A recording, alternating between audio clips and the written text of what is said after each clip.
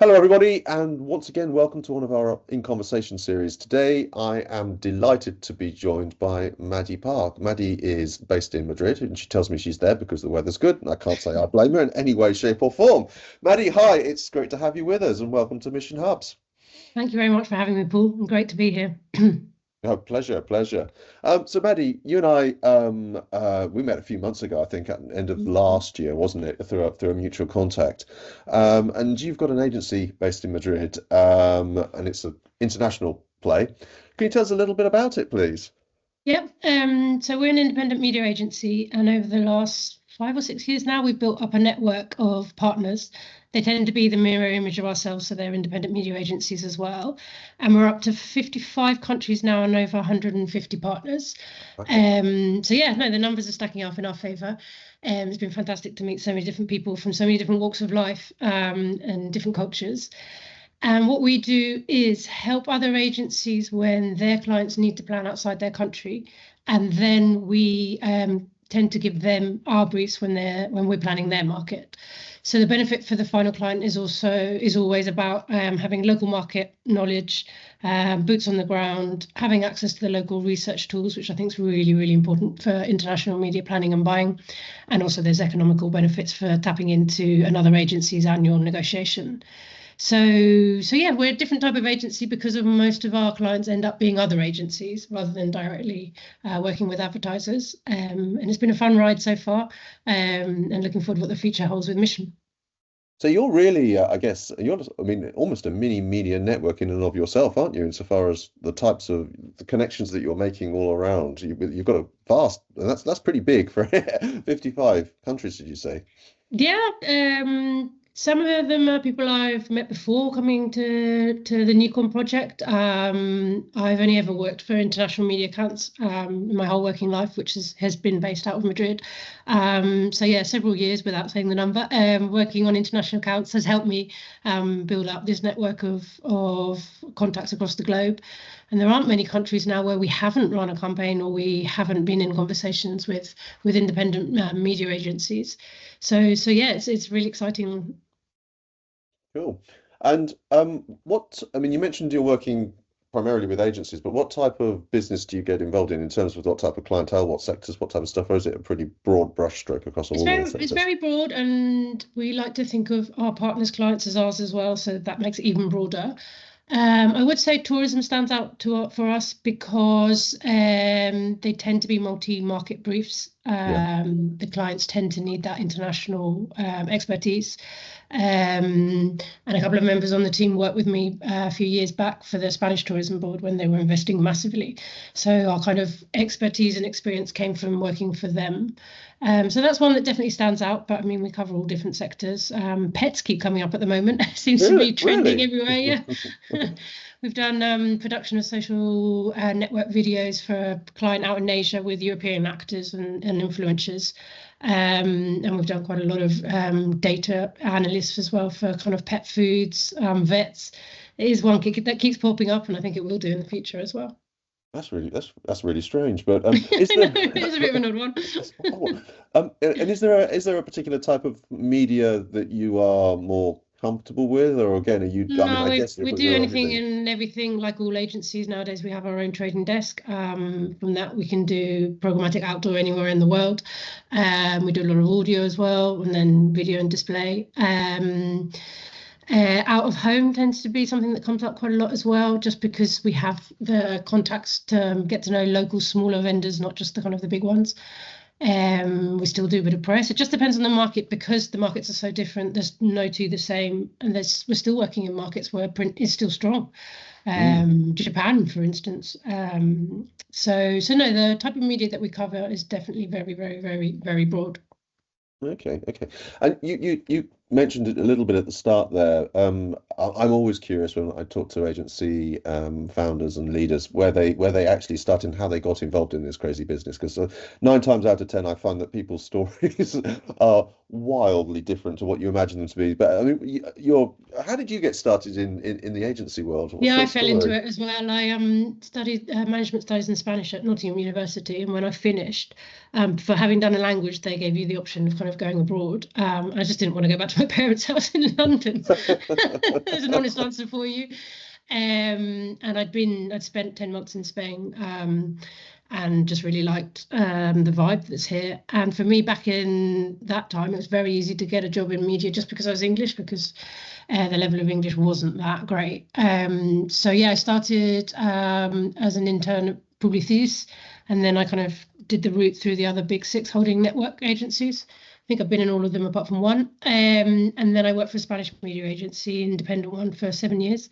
And then I took on NewCom. And I'm definitely staying with the independent side. I think the client gets a better service at the end of the day. So, how many people do you have in the team with you at the moment, Maddy? At the moment, there's 12 of us physically based in Madrid. But as I say, we like to think of our partners as part of our team. So if you add up everyone working in all the different countries, we're probably is about 9,000 of us, I think. Obviously not all working at the same time, but it just depends which markets we're active in and where the projects are coming from. And our role in Madrid sometimes is quite receiving briefs, briefing out, understanding what the client needs, understanding which partner would be a better fit for their campaign that they want to launch. So it's very, very dynamic. Yeah, and sounds like it's a very much bespoke service as well. It sounds like depending on what you're getting in, you're curating something around the need as it comes in. It is. We like to think ourselves as very flexible and adapting to our clients' needs. We're very happy to kind of jump in and be the missing piece of the puzzle in any project, and that quite often helps. Recently, we've been collaborating quite a lot with PR agencies, where perhaps 90% of a brief was PR, but there's that 10% of international media which we're missing for them, so we can kind of jump in and help. So it's definitely very varied. Okay. I mean, I guess the other interesting thing at the moment, I mean, 2025 has started off and headed off in all sorts of different directions for so many reasons that we probably wouldn't have been able to predict. And to say that we live in rapidly changing times is a massive understatement, I think. But certainly for media and media agencies, I mean, the landscape has been changing drastically for a long time. Where do you see the opportunities going forward for media agencies? But I mean, I guess both as an independent, but also as a holdco. I mean, there's a lot of change going on there as well. How do you see that landscape working out in the next 6 months or so? I'm going to answer that just speaking about the international markets, as obviously that's what we're dedicated to. I think an issue and something that's going to change in the next, don't know if it's a few months or a few years, is going to be the accountability in international media campaigns. So if you think of kind of a client running a 20 market tourism campaign and not actually being able to see their outdoor formats and having to rely on being able to see a photo, I think that's going to change. I think there'll be markets that develop quicker, tools that measure outdoor audience, or can really come back with strong figures of how many people are standing in front of that billboard and how many people are actually looking at it. So that's the change I think that's coming our way in international markets. But as I say, I'm not sure if it'll be the next few months or longer. Okay. And I mean, there's a lot of talk, obviously, at the moment about AI in our industry and how that's going to be both the positives and the negatives. I mean, do you see that impacting on what you're doing at the moment? We use it in the team to certain tasks to make things quicker. I don't think it's going to massively change our landscape. Our business is all about service, really, and helping clients understand different markets, or connecting them with people that can be their local market expert and their boots on the ground. So I don't see a massive change coming in our way because of AI, but across the sector and the industry, definitely. You think there are any other big challenges, actually? I mean, just thinking about that at the moment, anything that's keeping you guys awake at the moment when you look at the media world?